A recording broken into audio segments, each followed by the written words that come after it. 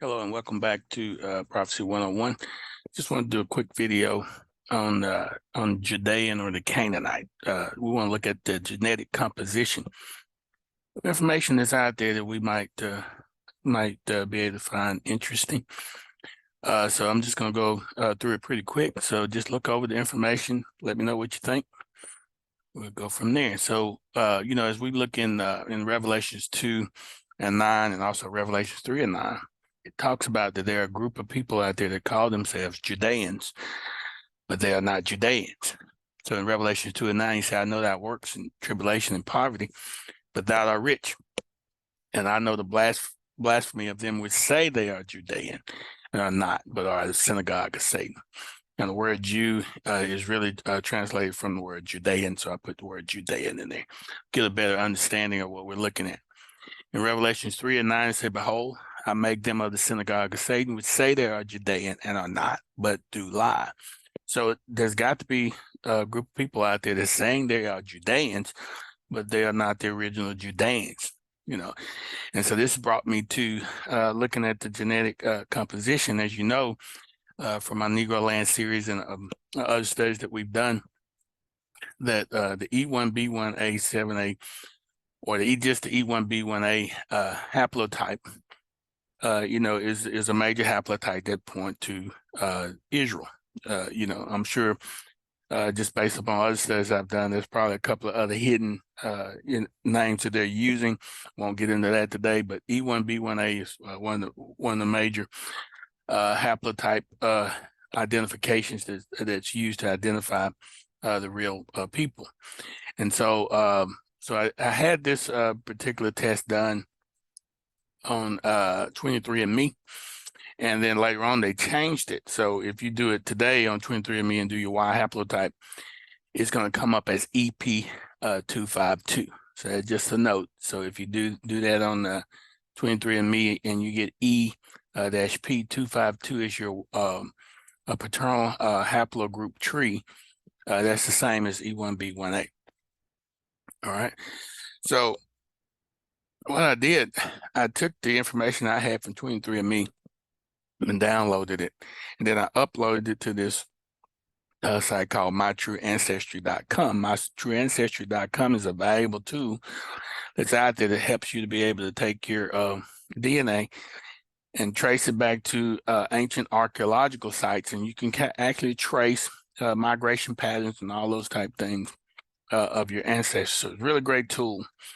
While I was in there, I ran across something on their website that allows you to go in and select a modern day group of people.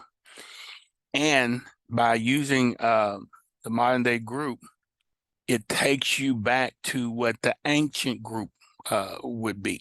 So look at the modern day group, and it'll take you back to the ancient group.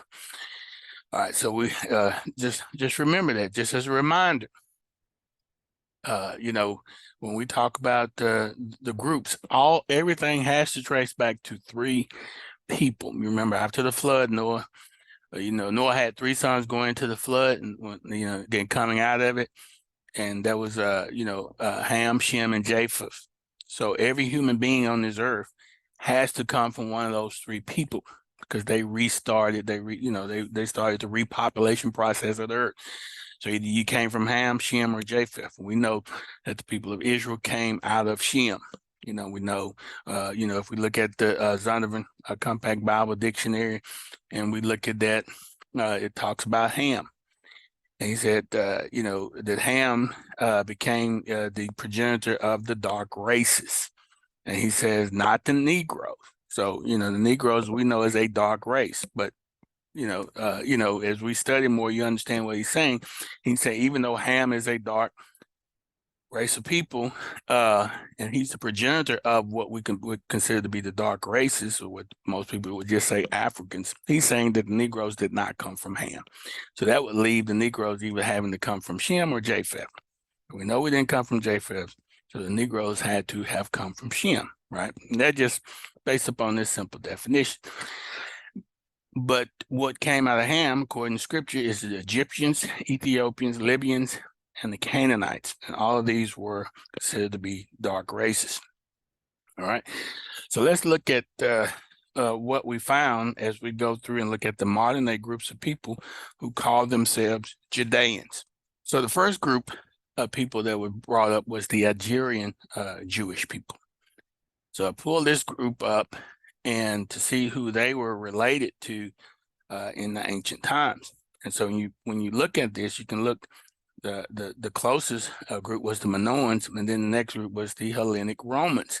So that's their closest genetic group. So we know that the Romans ultimately came from Japheth. You know, when you look at it.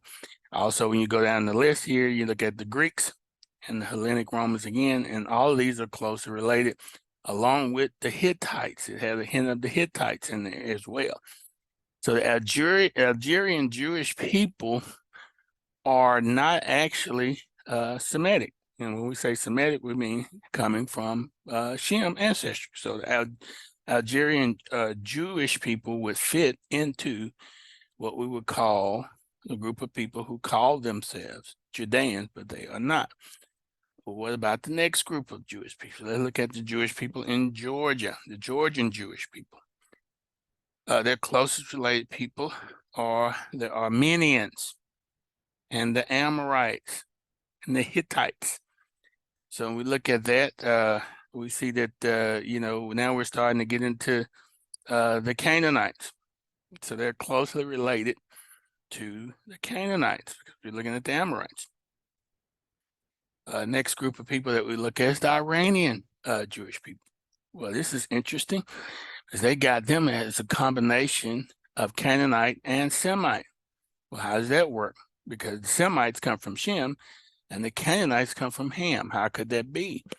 You know, so as we look at that, we had to say that we got one or two options. Either they didn't come from both, or if they did, they came from, Esau, he mixed in with the Canaanites. And he was Esau was Semitic because he came from Shem, and also we have to look at Abraham's other son, Ishmael. He also married Canaanite women, and so but he was also Semitic as well. So it could be that the Iranian Jews are a mixture, the people who some of the, and then Dan also, he mixed with the Canaanites as well, the Phoenician people. So it could be a mixture of that, but then at the same time, even if they have both, Canaanite and Semitic traits, they are not considered to be the Judean people. All right. So you look at the Italian Jewish population. When you do their genetic study, they go back to the Romans as well. And the Hittites. So the Italian Jewish have the same look like genetic makeup as the Algerian Jewish. So they're closely related. So I'm just going by what the DNA is saying here. And so now also when we look at the Italian Jewish, we see that the Italian Jews are close related to the Romans, just like another group that we looked at. They're Roman, and they also have a taste of Hittite in them as well. So we know that traces back to Japheth as well. We look at the Kurdish Jews. All right, so the Kurdish Jews also are Canaanite and Semite, which this would mean that they trace back to one of the children of Shem that mixed in with the Canaanites. All right, and then we see the Samaritan Ephraim tribe that claims to be Jewish, and we see that they're a mixture of the Canaanite and Semite as well, pointing back to Ishmael's mixture and also Esau's mixture with the Canaanites. Then we see a group out there that say they're Samaritan Levi tribe. They also have the Canaanite Semite mixture, pointing to that same admixture of Esau with the Canaanites and Ishmael with the Canaanites, and perhaps even Dan. Same thing with the Samaritan Manasseh tribe. Same makeup, Canaanites, Semites. Then you look at the Sephardic Jewish when you look at their ancient ancestry, it goes right back to the same people, the Canaanite and the Semite admixture. The Yemenite, Jewish, Canaanite, Seminite mixture. So all of these groups, when you look at it, are going back to other groups or other heritages that does not line up with that of the real Judeans. So when you get a chance, go back in and look at the genetic makeup of these particular groups, and it'll give you an idea who the real people are not.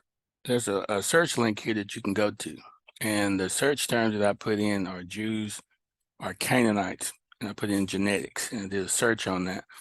And there's a whole bunch of articles that will come up. So when you look at that link and you click on that link, it's going to come up with all of the studies that have been done. You know, here's one of the articles that Jews and Arabs share genetic link to ancient Canaanites. It said DNA from the Bible's Canaanite lives on in modern Arabs and Jews. Jews and Arabs descended from Canaanites.